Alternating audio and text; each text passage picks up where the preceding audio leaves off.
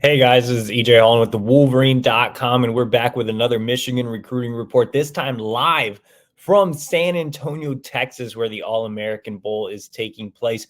Two Michigan signees and one very, very important target, Gatlin Bear. We'll talk about him as well as the two signees. But before we do that, I want to make sure you like this video and subscribe. We're almost at 27,000 subscribers, so make sure to subscribe, get daily notifications on new videos that drop, and make sure to like this video and also subscribe to the Wolverine.com for even more coming out of the All-American Bowl and, of course, everything Michigan recruiting. All right, let's dive into Gatlin Bear. Like I mentioned, he is a very important target, the most important target for Michigan remaining in the 2024 recruiting class. Bear is an absolute game changer. He has been extremely impressive at All-American Bowl practices so far. He's a bigger outside receiver at 6'1.5", 195 pounds, filled out really well in both halves. But I think the thing that makes Gatlin a true game changer is that speed. 10 to 100 meter. You're talking Olympic level speed. The guy can fly down the field. I think he would be a difference maker in Michigan's offense. He would bring something to the table that Michigan doesn't necessarily have on the roster right now. With the way Michigan runs the football, I think Bear can be a true downfield threat. Right now, Michigan has the heavy lead on the On3 recruiting prediction machine, and I do like where the Wolverines are trending in this one. I think that if Jim Harbaugh stays in Ann Arbor, I would expect him to land with the Wolverines, but Bear has taken a cautious approach after decommitting from Boise State. He opted not to sign during the early period. He's waiting and he's watching. And Oregon's actually taking advantage, in a sense, of Michigan's playoff run. Michigan staff has fully been focused on the field, and they've kept in contact with Bear, but Oregon is using this time to really take an aggressive approach. Multiple staff members are in contact with him on a daily basis. I expect Michigan to turn it up after the Natty on Monday, but things are getting interesting with the Ducks, and the longer things go with Jim Harbaugh and potential NFL rumors, I think that that could hurt Michigan's chances. At the same time, I do think Michigan has a healthy lead here. I think Bear sees the opportunity that I talked about earlier of being able to come in and make an immediate impact once he returns from his mission. Now, Bear is still set to take a 2-year mission, so he wouldn't enroll at the school of his choice until 2026. But if he comes back the same type of player, I mean, you're talking about a guy that could have that day one impact.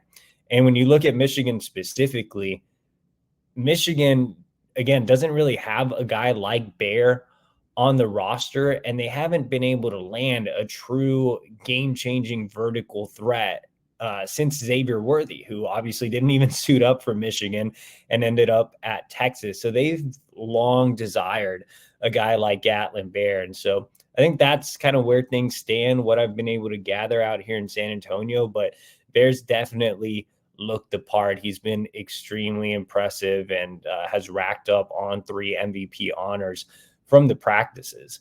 So let's talk a little bit about Michigan's signees. Let's start off with top 100 offensive tackle Andrew Sprag. And, the first day I got here to San Antonio, I mean, Sprag just, pops out at you with his massive size. You're talking about a guy that's 6'7.5", 6'8", 285 pounds. And, I filmed a couple of his one-on-one reps, and he just uses his size and his strength to his advantage. But I think the thing I really like about Sprag is he plays with a good base and he has good feet. Normally you see guys that are 6'8", and that might be a little too tall, and they're, not as athletic, or they struggle with footwork. And Sprag just looks like a really fluid guy, not just in pass pro, but he also, if you watch his film and just seeing him here at practice, he can get to the next level. He does a really good job of picking up linebackers and even going into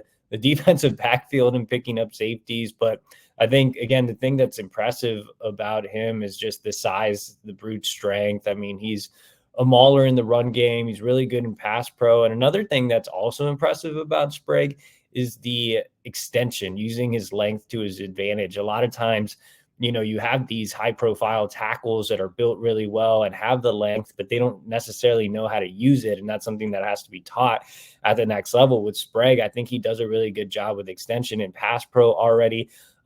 He's a little leaner than I thought at 285. I think he'll have a chance to easily get to 315 under Ben Herbert. You're talking about a guy in Sprague who could come in, have a year in the strength and conditioning program, and then be ready right away to compete for a starting job. He has an argument, I think, as the second best signee in this class behind Jordan Marshall. Let's go ahead and talk about Josiah Edmond, on 300 cornerback out of Indiana, one of the biggest risers in the recruiting rankings this fall. And my takeaways from seeing Edmond for the first time live are, on the positive side, he's a really impressive athlete, really great build, 6'1", 180 pounds. I likened him to Jair Hill, who signed with Michigan as part of the 2023 class, but Edmond is more filled out than Jair. I think Jair was more polished than Edmond, but I don't think Edmond will need as much time in the Michigan strength and conditioning program. And like I said, he's really athletic. He has a nice build. He's athletic. He's long.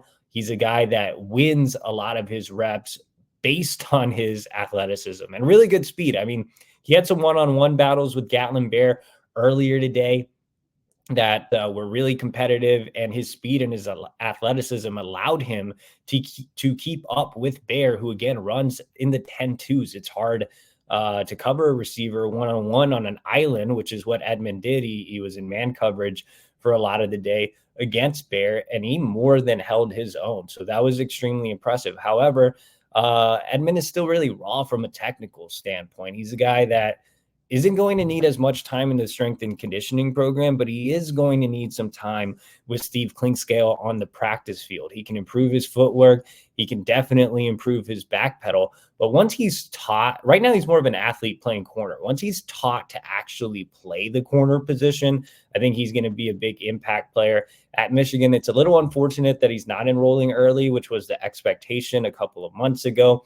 I think he could have gotten on the field right away and been an immediate contributor. And he still can, but I do think he needs a little work with Clinkscale, and enrolling early would have definitely benefited him. So that's it from San Antonio. Appreciate you guys for joining. Make sure to like this video and subscribe to our YouTube channel.